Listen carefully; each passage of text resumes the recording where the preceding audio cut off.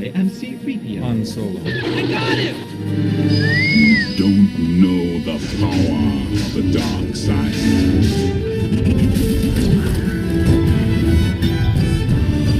You were the chosen one! Execute Order 66.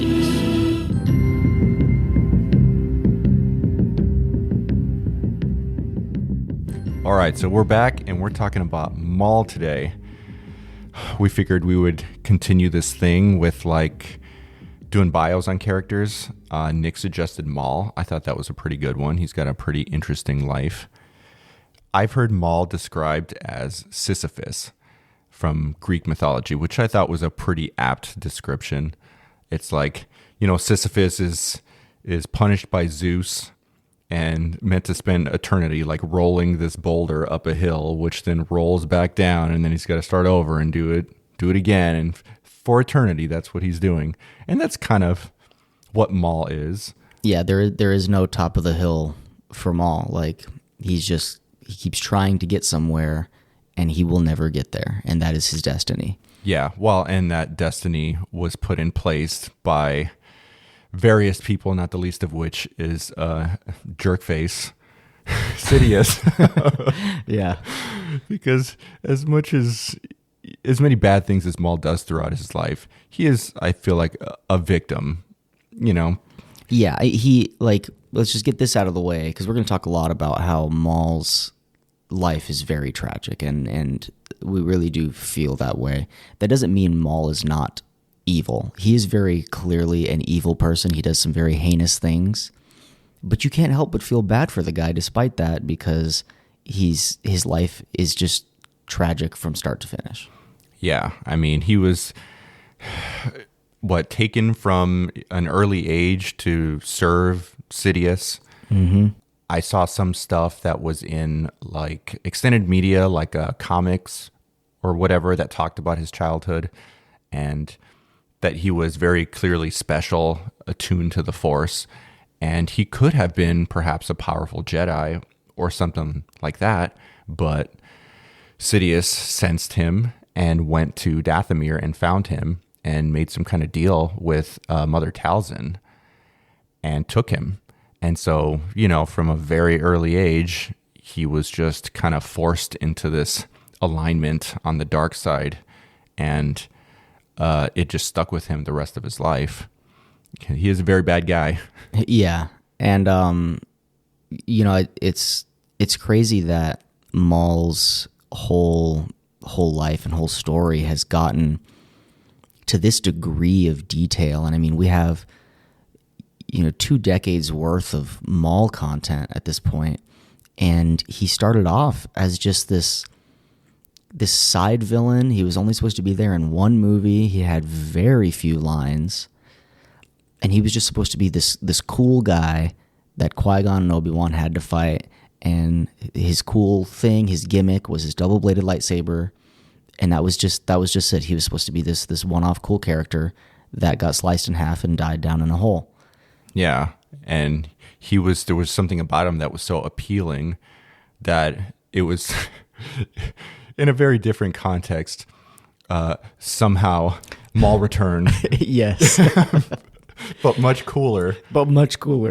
And yes. Yeah. Because he was kind of a fan favorite with the few lines that he had, and, you know, Ray Park pulled it off really well. Yeah. I mean, with episode 1, you know, that was the first movie since the original trilogy. And so having that level of acrobatics in a fight was so new for Star Wars. I mean, it was just so fresh. And Ray Park being, you know, a martial artist, not just an actor, he really brought something special to the character. And then with the look, with the tattoos and the horns and the double-bladed lightsaber, people just wanted more Maul, and people were disappointed that he died the way he did. Yeah, and it was a whole experience for me. Episode 1, I was, 17 or something? I was in high school. I loved Star Wars, and I had never seen Star Wars on a big screen before. It was amazing. It was an entire experience. So we got there at 8 a.m., and we're camped out So there's a movie theater here in our town, and like the entire sidewalk was lined, and it was like people were dressed up. There were tents. There was like food. People were playing like Star Wars themed Monopoly, and it was cool. It was such a cool vibe because up until that point, it was just the original trilogy. And of course, there's no way that you're going to be able to reach those heights of quality. I feel like it was impossible to. But one of the things that got everyone really hype was Maul. You could see him in the previews. It was one of the first things they showed, and everyone was like, holy crap, that looks cool. And if I remember correctly, they kept his lightsaber a secret, though, until...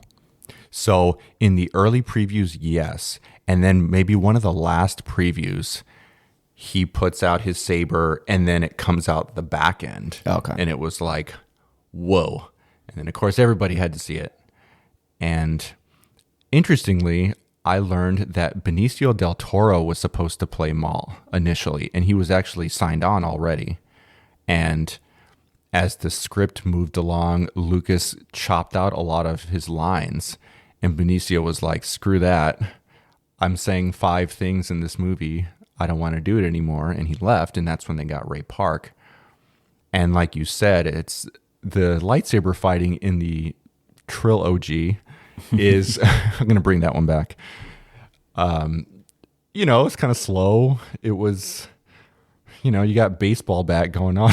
Yeah. In episode 6. It was a product of its time. Yeah. And so for real, when Maul was doing the things that he was doing, just the aggressiveness, just the flips and the way he was using the Force. I very specifically remember this one moment where they have that 3-way fight between Obi-Wan and Qui-Gon and him. And he grabs something from the floor and he hurls it at the switch on the door and opens the door, and it was so fast and so aggressive. And it's like just the physicality of that character was amazing. It was so cool. I remember thinking then, and I remember, and I still believe it now, I don't know why they killed him in that first movie. Because like in the original trilogy, you had Vader across all 3 movies. You had a consistent antagonist. And I thought that's what it would be. I mean, we had no reason to believe that this very cool looking, horny headed, this horny guy with the cool red face paint, that he wouldn't be there for all 3 movies. And then he was just gone at the end of the first movie. It was satisfying, with the bad guy being vanquished, but also, like, I would have liked to have seen him in episodes 2 and 3, and he wasn't. And to this day, I'm not sure I like that choice. It led to Dooku and Grievous and whatever, but you ended up having 3 villains for 3 movies. Mm-hmm. Palpatine is, of course, across the whole thing, but I don't know. I think it would have been cool to just have Maul there throughout all 3 movies, a consistent bad guy, and then he dies at the end of episode 3, and then Anakin takes his place. Yeah, I think it could have been cool. I do think I do at the same time like showing Sidious with his multiple apprentices to show that he really does not care about his apprentices. He just gets a replacement every time he has no more use for them. And I think that said a lot about Sidious. But I do feel like the direction they ended up going with his character is really, really good for Maul, and it only could have happened if his character creation history went the way it did. Because he only had all this whole side story that has nothing to do with the main plot of the prequel trilogy because of the fact that he was killed off and they had to fit him in a different way. So it's like I would have liked to see what the alternative would have been if they kept him around, but I'm kind of happy that it went the way it did because we have the Maul story we have now, and I don't think they could have done that story in the prequel films because they would have just been so long it just wouldn't have worked. Right. I think it's just one of those where you kind of make do with what you got, and it actually ends up being really good just because you're forced to improvise, this whole story that wasn't previously supposed to be there. I think it turned out pretty well. I mean, he's in a lot of content. Yeah. He's got such an interesting ride, all these ups and downs in his life. And he became exactly what you kind of were hoping that he was going to have been, if he hadn't been killed off. He kind of became that, but just to different protagonists. He became a consistent villain that they had to deal with for so long, but it just wasn't to Anakin so much. It was more to Maul and Ahsoka, and he was such a good villain for Ahsoka, especially at the end of the Clone Wars. And I'm not sure that Ahsoka's story would have gone as well as it did had Maul not been such a big part of it either. His life touched so many people. He made their stories so much better. And his was so terrible for himself. I know. It's like it ended so badly.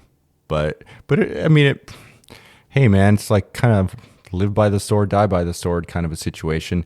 All throughout this process, he had the ability to come back. At never any point was there any inkling of him wanting to be good. But right, yeah, but he just became so in the classic Sith fashion, became so filled with hatred. I mean, they make that such a Sith thing. And Maul, even though he ended up not even being a Sith anymore by halfway through his story, he is like truly the embodiment of hatred. I mean, he just wants revenge. He hates Sidious for what he did to him. He hates Obi-Wan for defeating him. And that's basically just his entire personality. Yeah. Is just that fact of that he wants revenge. That actually just kind of clicked in my head that like a lot of his entire character is built around revenge. His entire psyche is geared toward getting back at people who have wronged him. And one of the interesting things that came up in my research was this story about Malachor, where, they go there in Rebels. It's where the Sith temple is. And right when they get underground, there's like this whole area of like these figures, Jedi and Sith, they were involved in this big battle, many, many years in the past. And in a comic, Sidious takes him there when he's fairly young, and he explains that there was a battle here. The Jedi attacked the Sith temple, and they killed many, many Sith here.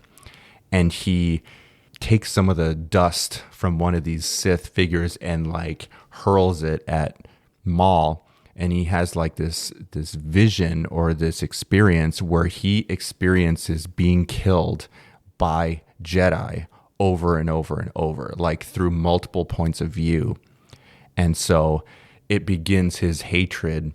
And it actually is supposed to explain the line in episode 1 where he says, "At last we shall have our revenge." He's talking about Malachor, where these Sith were decimated by Jedi. And he personally felt being stabbed. Like if you look at the panels of this comic, they're like different panels of him dying in different ways, where like his arms have both been cut off and he's been stabbed through the chest. So he felt the pain of all of these different Sith being killed by Jedi. So he hates the Jedi. And this is, of course, calculated by Sidious. He wants to instill hatred for the Jedi. And he uses this battle scene on Malachor to do it. And so that's from the get-go, revenge. First, it's revenge for the Jedi. Then it's revenge against Obi-Wan and Sidious. And I mean, not to get too deep, but I feel like on some level, it's like sort of revenge for being born. Yeah, because it really did start from such an early age. I mean, in that same, I'm assuming that comic series that you're referencing is the Son of Dathomir, I think it's called, comic series. And in that same series, they show the beginnings of, Maul as a kid and being taken by Sidious. I guess Sidious used to go to Dathomir and meet with Mother Talzin, and they would like basically exchange research notes on the dark side, and they both just became more and more powerful with each other's help. And Maul would actually go and hide anytime Sidious was on Dathomir because he was afraid of the man. And this is before Maul had any idea that he was ever going to become the guy's apprentice. He was afraid of him from the get-go. And then, like you were saying, Sidious made this deal with Mother Talzin, but she was kind of blindsided by the fact that Maul was going to be taken away from her. So that wasn't even part of the plan, at least not from Mother Talzin's point of view. And so then she hated Sidious for essentially kidnapping her son, and like that's the start of Maul's life, is this guy he's been terrified of for his entire, very young life is now his father figure. Yeah. I mean, or the closest thing he has to it. He's not really, but he's raising him. Yeah. I can only imagine being taken by somebody you are terrified of, and then that is your only, if you even want to call it, attachment. Yeah. And so, one, because it's the only person there, but also because he's afraid of him, he's going to do whatever this man says, and we all know how dark Palpatine is. Yeah. And so he's just going to instill all of that hate and everything into him. And so it kind of makes sense why later on, why he never really ever toyed with the idea of coming back to the light side. He never had the pull to the light, as we've talked about with Kylo Ren. He was just screwed. he was screwed from the get-go. He had no chance. Yeah. Well, hence the tragedy of Maul, first Darth Maul and then just Maul. Right. And throughout his life, like every time he seems like he's going to get somewhere, it's taken away from him. Where he was, it starts off with him being Sidious's apprentice, and that's like, you're the right-hand man to the most powerful person in the galaxy at that time, and the only two people that even know how powerful he is are Sidious and Maul, because they're the only ones who know that he's playing both sides. And, so Maul has this, like, he knows that he's the right-hand man of the most powerful man in the galaxy. That gets taken away from him in an instant, along with his legs, Yeah. And he falls down into a hole away from everything he knew. And up until that moment in the fight, Maul was on top for the entirety of the fight. Everything was going his way. After his horrible childhood, everything was finally going his way, and then that's taken from him. And rightfully so, but nonetheless, it was taken from him. And then the next time we see him, when we finally, after years of people wanting Maul back, not only has he lost his legs and now he has this like grotesque metallic spider body, he's also like lost his mind now too. And it's just, and that's how we start off with his new story in Clone Wars, is he's already off to a really bad start as far as the rest of his life is going to go. Yeah, and those episodes, like that whole arc, is so good. Like, I love the way they wrote him, just, these like insane ramblings that he has, the things that he's saying. Interestingly, that whole section of Clone Wars was written by Katie Lucas, who's the adopted daughter of George Lucas. I did not know that. Yeah, so she came up with a lot of the lore behind the Night Sisters, Savage, Maul, all of that stuff. But yeah, that whole section, I thought that was so interesting, and they could have easily screwed that up by like, oh, Maul's back. Oh, you're just going to, try and milk this. But no, they actually executed it really, really well. Yeah. And it was a lot of great content going forward after that. I remember when I originally heard that they were bringing Maul back in the Clone Wars, I wasn't excited. I think I was one of the few people that didn't like the idea of resurrecting people who had clearly died. even if I didn't want that character to die, I just don't love the idea of this constant resurrection. I'm a big like comic book reader, and it's a huge problem in superhero comics where the superheroes just cannot stay dead probably because they make too much money. So I wasn't super excited when I heard that Maul was coming back. I was like, we watched the guy get cut in half. Yeah. I'm like, it's just silly. And then for the next however many years of Maul content, I was just proven wrong repeatedly. I'm like, this is some of the greatest Star Wars we've seen, is the stuff that has Maul in it. It wasn't just the character, but it was also the lore that came with his story. Like he added so much to the world building of Star Wars with the Night Sisters and the criminal underworld, and like all these pieces of Star Wars were built because of his character. And I think he was a really, really good thing for Star Wars. And I was really not excited to have this guy back, because I was like, he's very clearly dead. They're going to give him metal legs and just pretend that he's fine. But no, it was great. Yeah, I'm glad with the direction that they went with him, because I would have been really upset if they just kind of tried to work him back into where he was previously. Like, he goes back to Sidious, and Sidious takes him back, and he's like an apprentice again, and like a secret apprentice. Yes, behind Dooku. Like, yeah, like no. I think part of what makes him interesting is that he hates Sidious just as much as, like, not that the Jedi would hate necessarily, but he is as much opposed to Sidious and his plans as the Jedi are, or Yeah, but he hates the Jedi equally as much as he hates Sidious. So it's like he's just all alone for his whole life. He's until he has Savage, and then that gets taken from him too. Like, he's just, not only is he such a tragic character, he's such a lonely character, because he hates both sides of the existing conflict. He's isolated by his hate. Yes. Right. He can never find a home. And like you said, the only family that he ever had was his brother. And of course, then that goes away, killed by Sidious. Right. And it's like, so we're back to him pushing the ball up the hill again, pushing the boulder up the hill again. He's got Savage.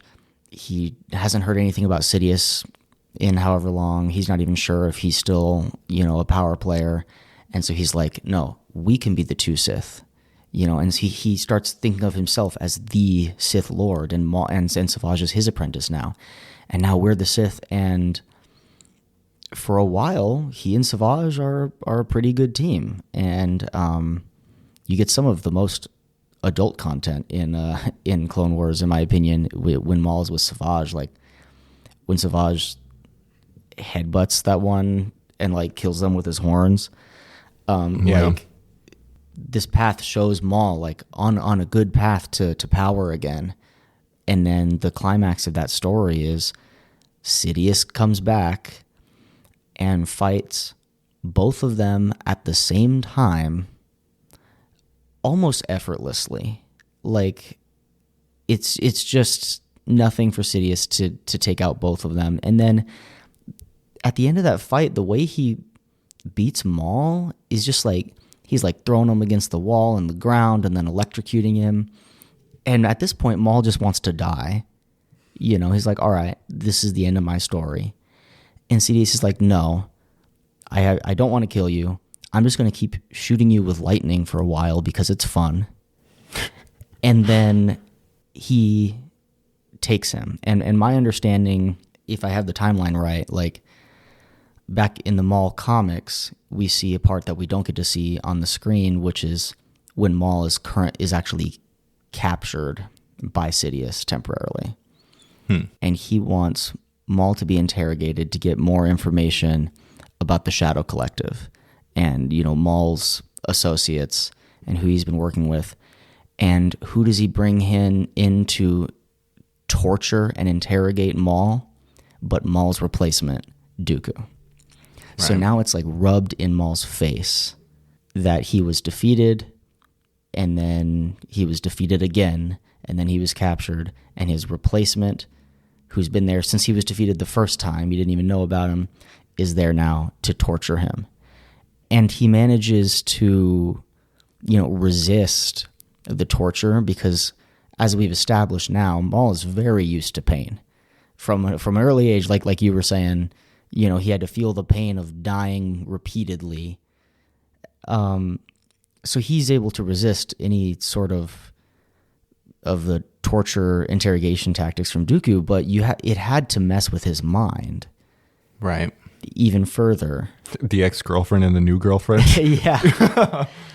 And it's just, and then he gets broken out, and then we go back to the rest of his story in the Clone Wars.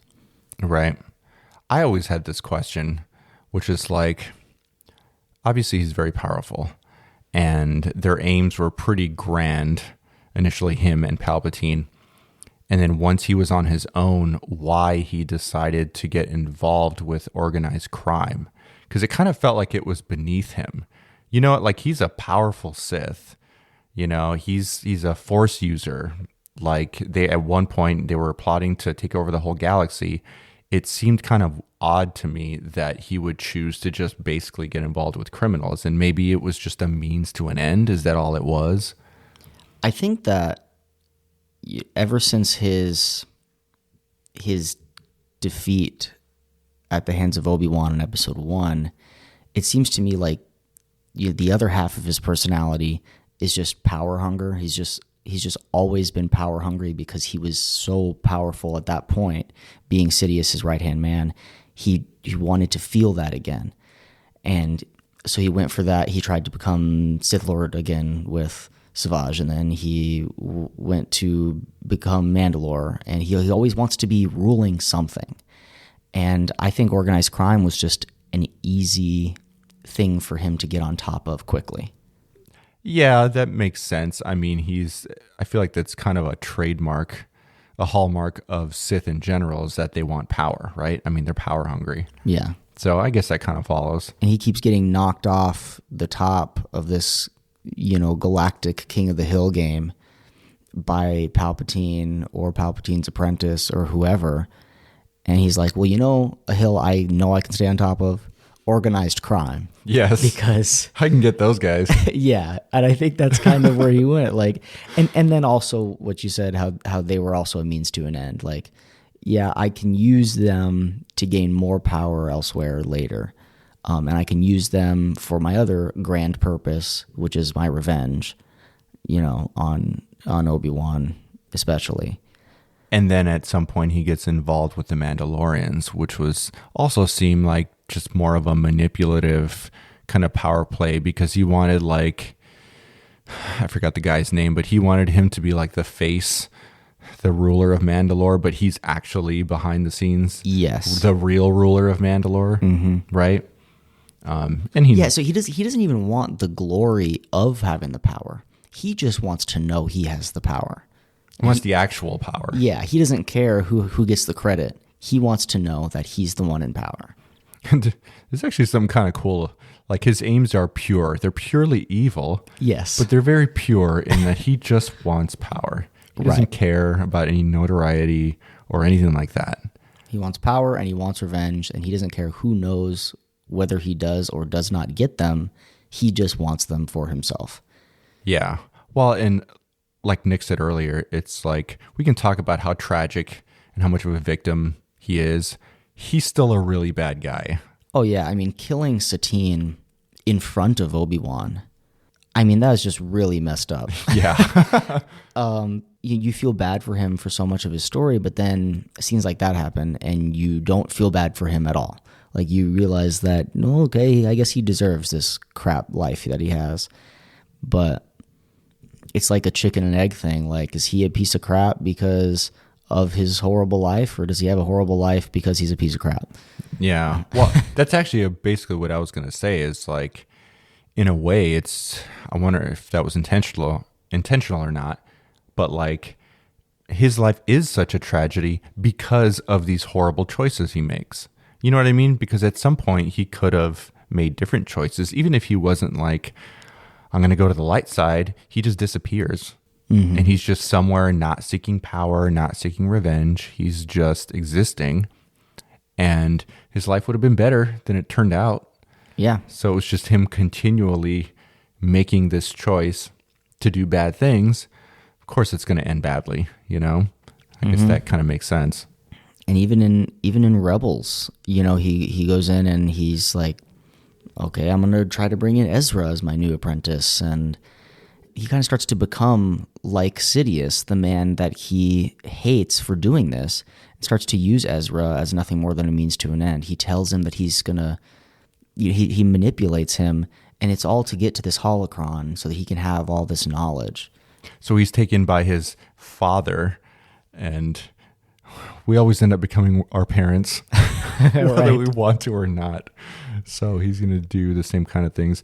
I thought that was an interesting storyline in Rebels with Ezra. And I was doing research and I was, watching some clips on it. And there was like one line in there which I thought was an interesting window into his character, which is like, he says, be by my side as my apprentice. And then he pauses, as my brother. And this is after Savage has been killed. He's still, some part of him, he knows how alone he is. He feels so alone. He just wants family. He wants connection. He wants to be cared about. But he doesn't know anything other than what he knows. He doesn't. All he knows is power seeking and evil, and that's all he knows. So you see these kind of innocent intentions creep through every once in a while, but he's almost socially awkward. Like he doesn't actually know how to just make relationships and friends. I just want a friend.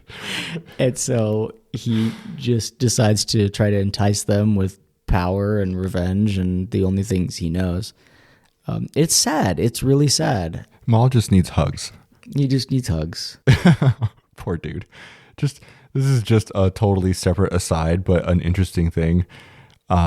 So in episode 1, Ray Park played him, and the actor wore jewelry, while at some point he forgot to take an earring off. And so Maul has one earring on the left side, and it was just a mistake. He just forgot to take it out. And so henceforth, in the animated stuff, everywhere, he has an earring on the left side because Ray Park forgot to take it off. Yep. When they were putting his makeup on.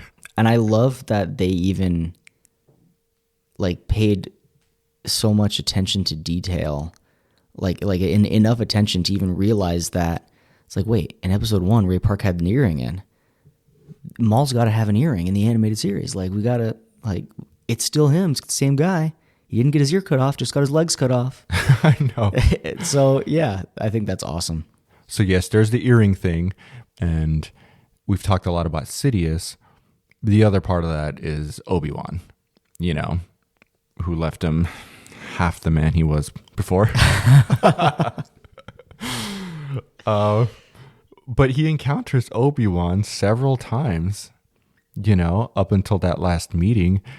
And you talk about just how he is just crapped on his whole life. Obi-Wan is just trolling him while fighting him, every time it happens. Yes. It's like, I feel bad for the guy. You think about all the bad stuff he does and you feel less bad. Right. But in the moment, Obi-Wan's just making fun of him and stuff. And it's like, Jesus. You already cut the dude in half. Now you're continually... Now you're going to taunt him? Now you're going to keep cutting him down? Oh, God. Oh, no. So many puns. But yeah, a lot of it is to get back at Obi-Wan.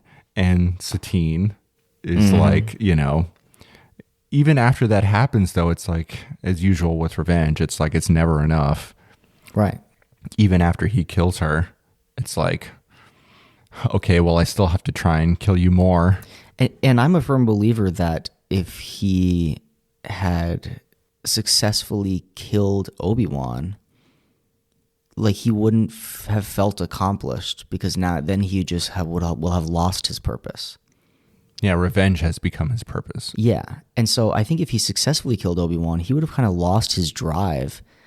And I don't think he would have been all right, I did it. I'm gonna go live peacefully now. Like, because he's incapable of that. He would have had to find a new person to hate. Yeah. And just started the cycle over with someone else. Well, it's Sisyphus. Right. The boulder, he reached the top, it's going to roll back, and he's going to have to go after Sidious or whoever else, Dooku, whoever else he feels has wronged him. Yeah, I mean, because if we do this like what if story, okay, so he beats Obi-Wan. All right, well now he still wants revenge against Sidious, and then in theory, like maybe he somehow manages to defeat Sidious. Then, well, now he still wants revenge on the Jedi, and therefore the entire Republic. And it's just like he's never going to have gotten back at every single person he thinks has wronged him, because every single person in the galaxy in some way in his mind has played a part in the crap storm that is his life. Yeah, it's like as much as his life has been determined by outside forces, it's also continually, determined by stuff on the inside, stuff that he's putting out into the world. His inability to let go of anything. Yeah, he just doesn't know when to quit, man. Yeah. Yeah, I mean, that's a problem with the Sith generally. Right. Which is why they're always at each other's throats. It's just kind of a silly way to go about things. Yeah. But then, he hates the Sith too, because he's not even one of them anymore, Yeah. And Sidious makes that very clear to him in their fight with Sidious, Maul, and Savage. Like, he makes it very clear that you are not a Sith. You've been calling yourself a Sith for, however long now, but you are not Darth Maul. You are just Maul now. Yeah. You've lost that title a long time ago. Which was not his just been choice. pretending, Yeah. Again, just sort of like cutting him down and making fun of him. Yeah. I know, man. That dude has just been crapped on. Yeah. Just so badly. It's really bad. His whole life is really, really tragic. It's hard to feel sorry for the guy. Just even the way he acts, it's like most of the time he doesn't, even just the way he speaks, this inflection of just evil and kind of in charge and scheming. He's condescending to everyone. He's just, and I know we're starting to sound like a broken record probably, but he's not a good person at all. There's just, he does this to himself. Yeah. But for some reason, you still feel bad for how horribly wrong it's gone at every single turn.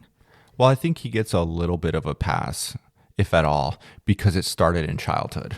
Yes, absolutely. And I think there's a difference between somebody who's like an adult and then goes into this kind of thing and someone who's like taken as a child. Yeah. And it's not, there's no equivalence, but the way people talk about Jedi doing this with Force-sensitive children, which is a totally different thing. Yep, not a thing. They're not kidnapped. We can talk about that some other time. That's not a thing. Yeah. Well, and because this is when it's actually being done, this is what it looks like. Yeah. You know what I mean? Totally against their will.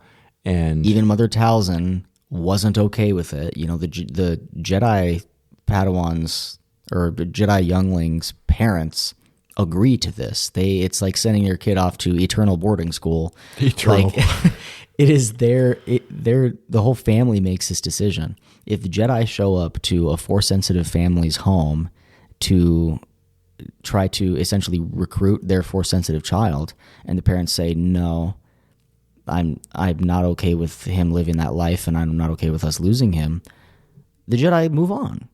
And they go to the next Force-sensitive child's family. But that is not what happened with Sidious and the Sith. It was completely against both Maul's will and his family's will. Well, and I'm trying to think if there was anybody in his life, it might have even been Obi-Wan at some point, ironically. Was there any force in his life that could have tried to even pull him back, to steer him? I don't even think he had anyone like that, did he? Not really. I do think it's funny that you bring up Obi-Wan in that kind of idea, because as much as he had this incredible hatred for Obi-Wan was like one of the only constant people in his life. Obi-Wan probably almost filled the void of loneliness to some degree. He has somebody that's a constant for him. And maybe if Obi-Wan had even tried, that could have possibly been a thing. See, and I could see that. That would be like a fan fiction. I could totally see a moment where Obi-Wan is like, you are the victim of Sidious. These horrible things have happened to you, but it doesn't have to be this way. Yeah. You know? I see him, the way I see this scene playing out is like he starts to get to Maul, and Maul starts to get all emotional about it, and then Maul gets really, really angry and lashes out back at Obi-Wan. And I think that's how that ultimately would have gone. I don't think it would have been successful, unfortunately. Yeah. I mean, there's just too much hatred. And that would be actually like a really good comic, because you could see these things popping up in his head. Maybe yes. he sees the moment where, wait a minute, this guy chopped me in half. You know what I mean? Like, no way. Yeah. He sees Sidious, he sees all these things, and then he just rages and force pushes Obi-Wan away. But I do think, weirdly, Obi-Wan feels some connection with Maul, and vice versa. There's some connection there. It's almost like a sibling rivalry thing by the end of it, like, because they've been in a way with each other for so long. Yeah, and I feel like Obi-Wan can understand Maul in a way that nobody else can. It's kind of this weird relationship that they have. I mean, on the face, it's just like, I want to kill you until you're dead. Yeah. But I think it's more than that. It's more complicated than that. And it plays out at the end. Yes. Which is like one of the best moments in Star Wars, I feel like, is that death scene. Because everything just turns, from this very dark, evil thing. And then once he realizes this is the end, something changes. I don't know. Yes, the way that he talks to Obi-Wan in the seconds before he's dead, it's like a completely different person. There is this respect for him, and the way he just wants to know, like, because if I remember correctly, he asks him, like, is it the chosen one? Like, is that who you're protecting? It's like a completely different person. His whole demeanor changes, and like you can tell that person was probably inside Maul the whole time. But until he knew that there was no chance of getting what he wanted, he couldn't let that part of him show itself. Right. Yeah. It's like he could drop this front, whether intentionally or unintentionally, that he put up all those years. He really was just like this sad boy, who was taken and twisted. And that moment is so good. And Obi-Wan genuinely feels bad for him. I mean, you can tell he really pities Maul. And he sees the situation so clearly that this is what happens when you can't let go of your hate and your need for revenge, which Maul is just either unable or unwilling to see until it's too late. Yeah. It's such a great end to his whole thing. I mean, it's a very sad ending, but that's the only way it could have ended for him. Yeah. And it's just, it was so well written.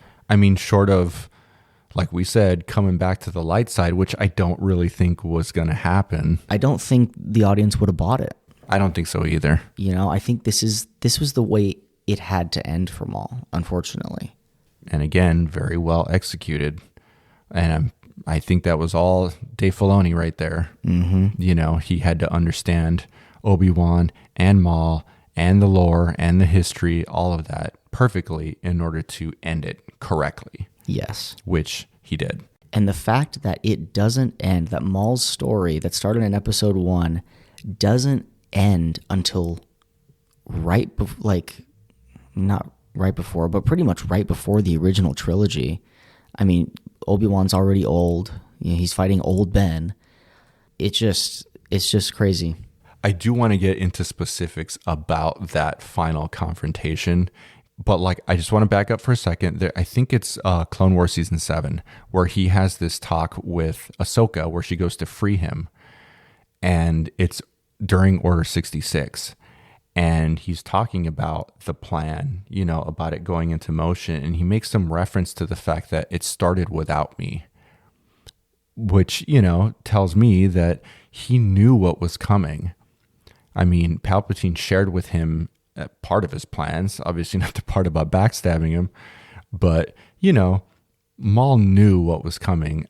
And this was planned that far in advance that at some point there would be Order 66.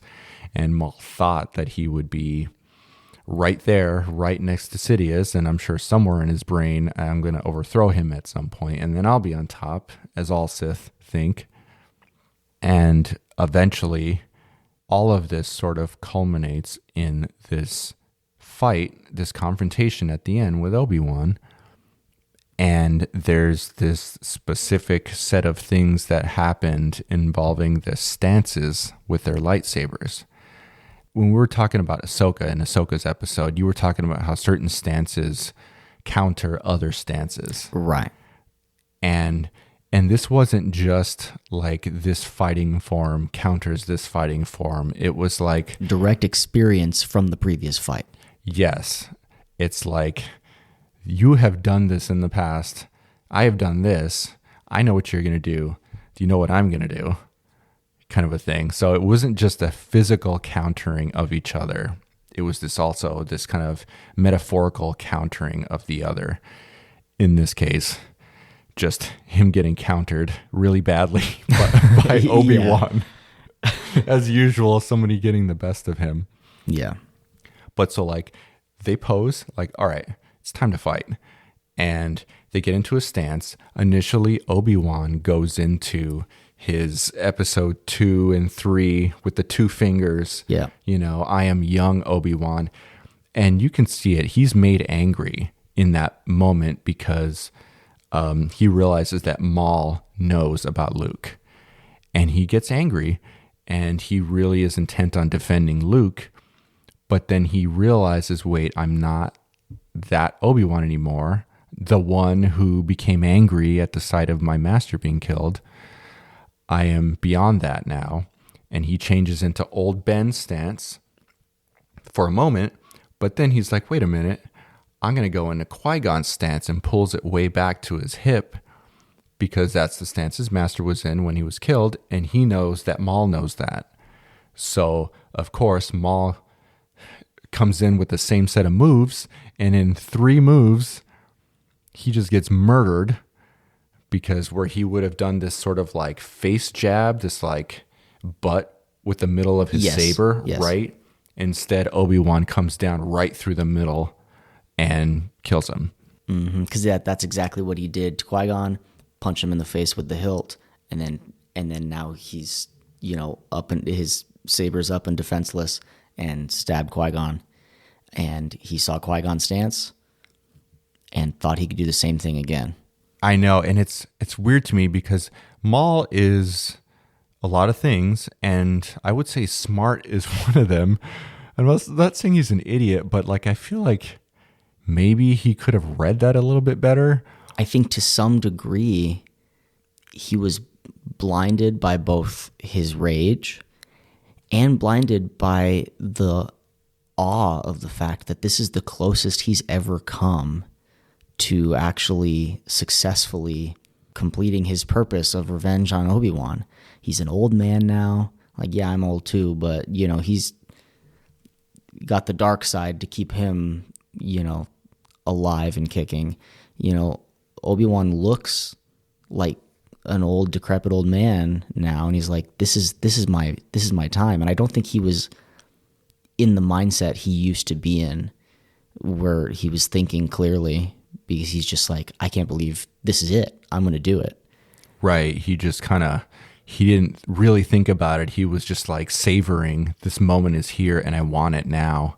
And he wasn't thinking. Yeah. And it's like Obi-Wan just tapped into Maul's muscle memory. He's like, if I do this, I know what Maul will do because I've watched it happen many years ago. And there's a lot of things that Star Wars fans say and kind of construct about scenes, and that can be like a stretch a lot of the time. Like, yeah, I don't think that's what their purpose was.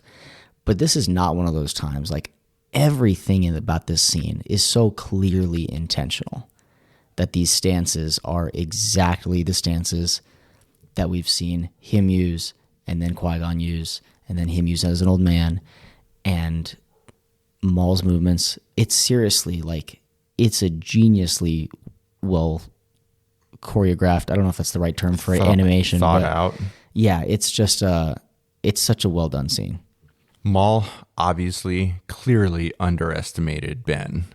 He, like you said, he saw this old man and hiding in the desert, and he's like, I got him. This is going to be easy. And he got. Indeed he did. Yet again. Yes. And I was confused. I'm still confused about the Chosen One, because very clearly Obi-Wan and Maul believe that Luke is the chosen one. But I feel like we've established that Anakin is the Chosen One. I think we have. I just don't think Obi-Wan at this point in time believes that Anakin was the Chosen One. I don't like, after all of his time spent with Anakin and watching Anakin go down the path he went and watching Anakin become Vader, I don't think there's any way Obi-Wan could even fathom the idea that Anakin truly was the Chosen One at that point in time. And if you read the Master and Apprentice book, Obi-Wan is pretty skeptical about Anakin being the chosen. It seemed to me like Obi-Wan was skeptical about Anakin being the Chosen One from the get-go. Qui-Gon was very into prophecy, and Obi-Wan was not that way. But then Obi-Wan kind of, with Qui-Gon's last words being, train him, he is the Chosen One, Obi-Wan convinced himself, because of Qui-Gon, that Anakin was the Chosen One. I'm going to take him as my apprentice. This is my duty because, I'm doing it for Qui-Gon. And he invested everything into that idea that he was training the Chosen One. And then to watch it go the way it went, I just think Obi-Wan had to be, rightfully so, the most pessimistic person in the world about the prophecy of the Chosen One having anything to do with Anakin. Right. He's like, okay, that clearly wasn't right.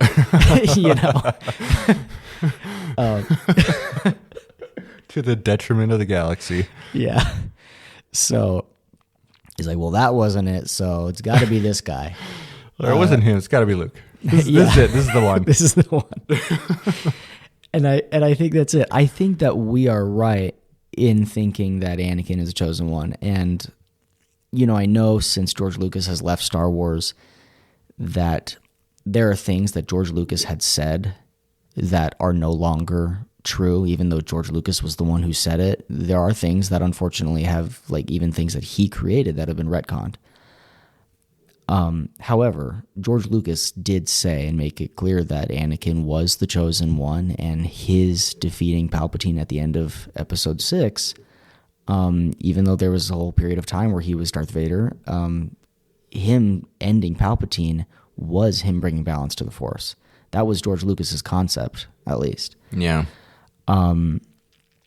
So I want to say that, even though certain things about George's original idea have changed, I do think that Dave Filoni and them have enough respect for George to not change that Anakin was the Chosen One. And I think it's very clear that Anakin was the Chosen One when you watch the Mortis arc and things like that, and the fact that he's literally born of no father, like the prophecy said specifically. I think there's no doubt there's no doubt in my mind that Anakin was the Chosen One. It's just that from Obi-Wan's perspective at this point in time, there's no way he could think that was correct. So you don't think that it's possible, maybe, and I'm not saying asking this in a way that's what I believe. I'm genuinely thinking out loud that Obi-Wan knows that Anakin is the chosen one, but he wants to give this to Maul at the end. Is he the chosen one? Yes, he is. He's lying to Maul because he wants to give him this moment of peace at the end because he feels so sorry for him. And so, maybe it was this weird moment just this thing that he gave to him after everything he'd been through. Yeah, I didn't think that, and I'm still not sure that I do, but I do like that idea. I do think that is possible. I mean, the last little bit, as you were saying, piece that Obi-Wan could give to Maul is your failure, because that's all Maul's going to see it as, your failure to accomplish your purpose and kill me. At least you can die knowing that you didn't kill off the whole galaxy by doing it. That by you failing saved the chosen one, and that could have been some peace for Maul, I guess. Yeah, I think that is possible.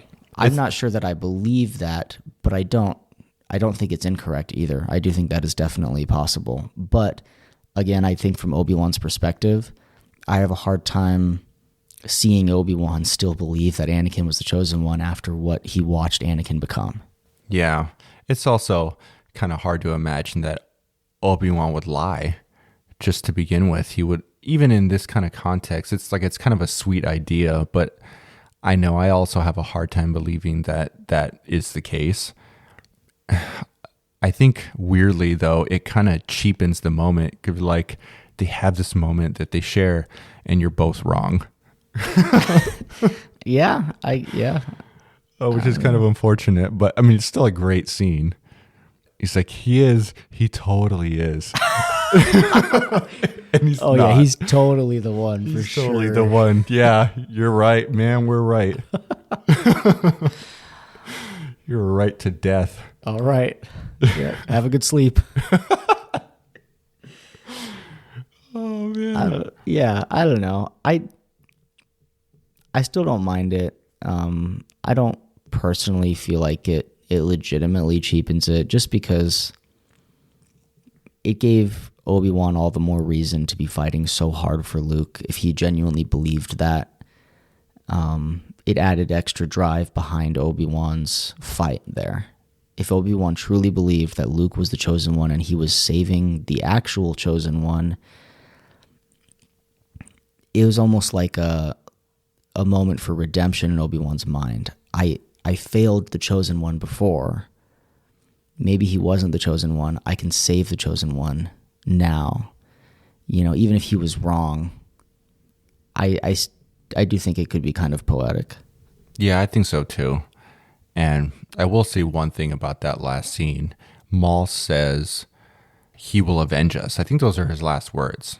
He will avenge us. Yes. Which is interesting to me because Maul still frames everything in terms of vengeance, revenge. Which I feel like is kind of a negative way of looking at it. Like, it's not like I'm at peace now.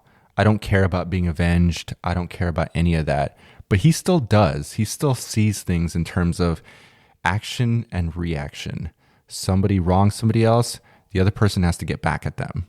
Yeah, and then to counter your point about, maybe Obi-Wan lying to give Maul peace, that line goes to show that Maul didn't die with any sort of peace, unfortunately. Yes, his whole demeanor changed, I guess, to some degree. Maybe there was some... But I don't know, that line is very... He still wants revenge. The only peace he has is knowing that if that's the chosen one, he will avenge me. Yeah. Along with everyone else when he kills Sidious, Someone will get him, even if I can't. Yeah, it's like that. Those are his final thoughts. Yeah. He's happy to know that was the chosen one because he knows the chosen one will bring balance to the Force, and all that means to him is Sidious is going to die.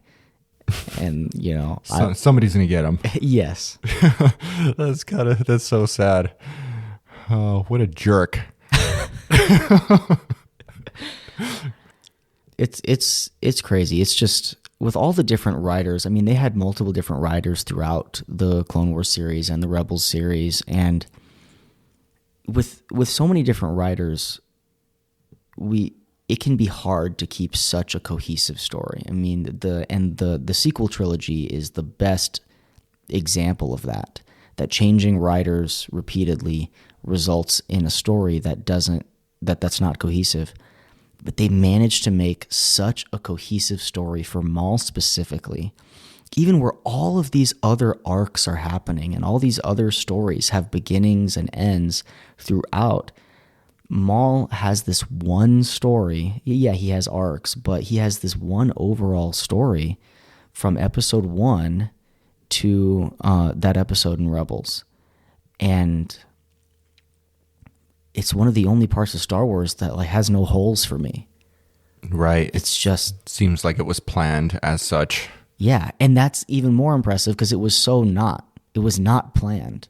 It's a gigantic retcon. Yeah. Because he should have been dead after episode 1, and that's it. Yeah. And this gigantic retcon is one of the most incredibly cohesive and well-written parts of Star Wars now. And that's why I think that some improvisation, which is what it was a giant improvisation of his character, can be really good if done right, whereas sometimes it's really not.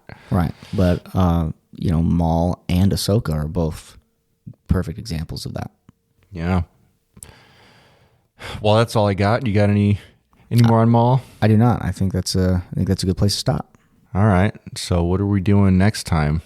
I couldn't tell you. Yeah. Yeah. I mean, you had a couple of ideas. I did, and I forgot what they were. Well, but I'll remember after we're not on the mic. No, one of them was about the Force, right? About light side and dark side. Yeah, I do, and I know that. So this next discussion isn't necessarily set in stone because we have touched on this topic a lot in a lot of our other episodes.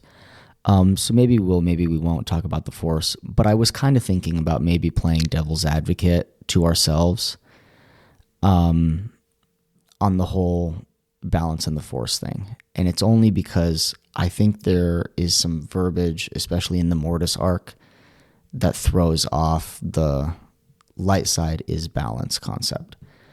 And I don't know if, and I don't agree with that, but I thought it would be an interesting discussion. I don't know if we'll do that because, again, we've touched on that topic a lot. Yeah. Maybe as just a way of packaging it, because it's like people probably like hearing about this kind of thing, but in order to hear about it from us, they'd have to skip through a bunch of episodes. Right. But in this case... And they're not going to know which parts of those episodes. Yeah, because, I mean, I don't even know what part of a lot of those episodes. It's many hours of content. But this way, we can just point to that episode and be like, go to this one. We talk all about it. Yeah, and it's a very divisive topic in the Star Wars community. Yeah. Balance in the Force, and I think that we have some good input on it. Yeah. So, all right, well, we'll leave it there. And your guess is as good as ours as to what we're going to do next. But I've got the YouTube and now TikTok up and running, which has done pretty well so far. So if you guys got any ideas, you want to get in contact with us, blasterfirecentral@gmail.com. We do have some social media. I'm not as up on like Facebook and X and stuff like that. But like I said, the email, I'll check that, So, all right. Well, you can listen to us next time, and we'll see what we talk about. All right. See you later. Later. Bye.